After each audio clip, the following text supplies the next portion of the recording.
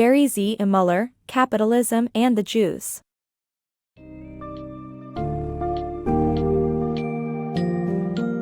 Dive into an intriguing exploration of capitalism, freedom, and individualism in the book, Capitalism and the Jews by JerryZMuller. Unravel the misconceptions surrounding capitalism and its connection to the unique nature of American society. This book summary leads you through the critical points surrounding individual rights, wealth creation, and the role of government in the capitalist system. Discover how capitalism triumphs over all other economic systems due to its foundation in freedom, and how it should ideally function without government intervention.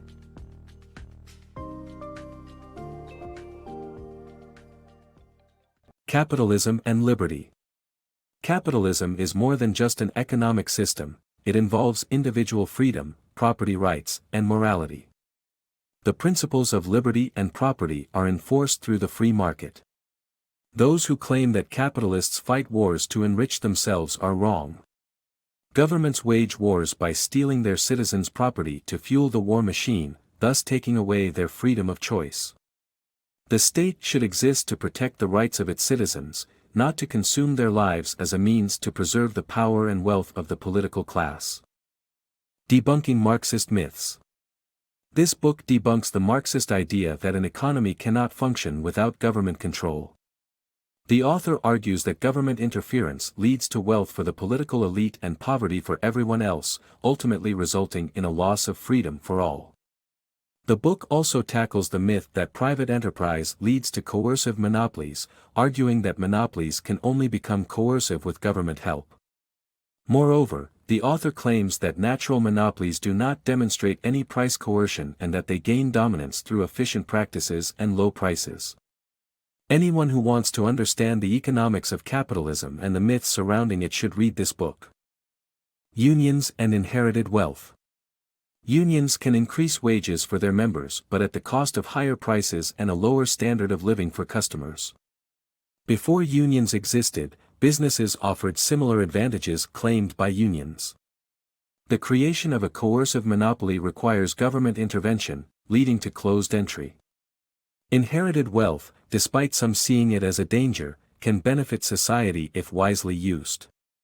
The free market will redistribute wealth from wasteful heirs to productive individuals. The drawbacks of paper money. In the absence of gold or silver backing, paper money allows governments to manipulate the money supply and steal wealth from the people. By printing more money than the growth in wealth supports, the value of the currency declines, affecting the wealth of all who hold it. Maintaining the value of currency is crucial for the freedom to trade. Holding wealth in gold or silver provides insulation from inflation and the ability to trade globally. The Industrial Revolution's surprising reality. The Industrial Revolution has long been seen as a time of misery and hardship for women and children who were forced into factory work. However, this belief is incorrect. Although their lives were hard, they were still an improvement over working on farms, where rewards were fewer and life was even harder. Factory work actually allowed women and children to earn money and have a degree of independence, empowering them to build new lives for themselves. This summary re-evaluates the Industrial Revolution's impact, showing that we should compare it to life before urbanization, rather than modern work standards. Misplaced trust in government. The government's hold on resources and taxes is a misconception since individuals create all wealth. The government's interference with businesses diminishes their reputation and motivation to win consumers. Deficit spending is a hidden scheme for confiscating wealth, and gold stands in the way. The airwaves should belong to those who open them up instead of the public, as this would be more useful to businesspeople. The lifespan of patents. Patents should not expire after a certain number of years, but last throughout the inventor's life and beyond for heirs to profit from their ideas. Just like copyrights, patents must protect the right of ownership, legally recognizing the inventor's priority in creating their idea or device. Their immediate and extended families should have the capacity to enjoy the benefits of the patent. Capitalism and Slavery. The U.S. Constitution's federal system protects states and individuals, allowing cooperation but not the deprivation of labor's fruits. Capitalism is incompatible with slavery. This incompatibility led to a crisis that caused the Civil War, and the country eventually abolished slavery, making individual freedom the law of the land. The Deception of Collectivist Thought. The book condemns collectivist and altruistic political philosophy for its self-contradictory and vague nature. Collectivists avoid direct debate and manipulate people, leading them to mistake party boss pronouncements for morality. Communist nations pretend to do the people's will while imposing force on them. The author denounces any compromise with collectivism; it is submission to evil. In Atlas Shrugged, John Galt refuses to let collectivists take advantage of his work. To preserve individual rights and freedom, people must resist collectivization, even if it makes society poorer.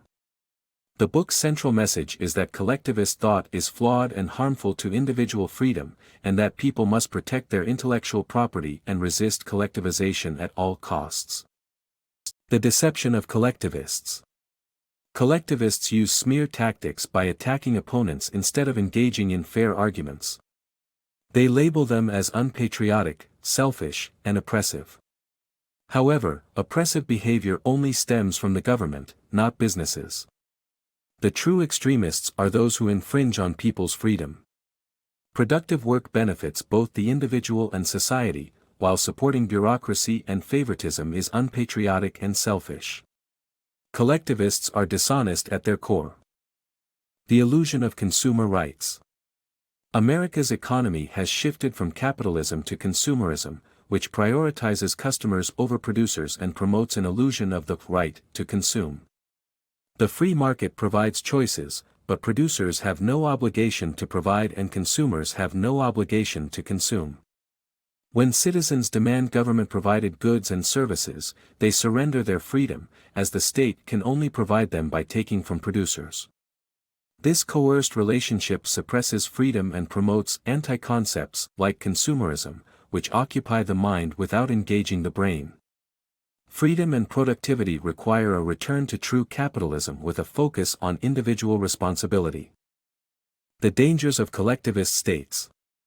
In his book, the author argues that powerful states can withstand political debate, while collectivist states suppress opposition and rule for the benefit of the ruling class.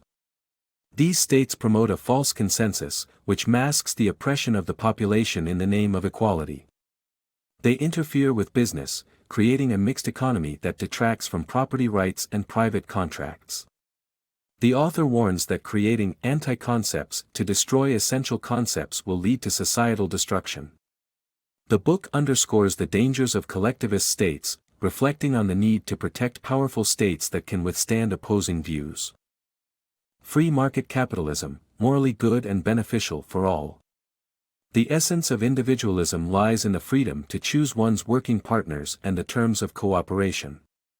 Religions, collectivists, and altruists impede individual freedoms and create inequality. Wealth through free trade is relative and benefits everyone. Capitalism is the only system where wealth comes through production and not looting. Misleading education blinds people to their self-interest in the benefits of ownership, productivity, and free markets. Unfortunately, governments worldwide oppose this idea, leading to the end of freedom. Only when people rediscover their rights and form societies to protect them will the sun rise again.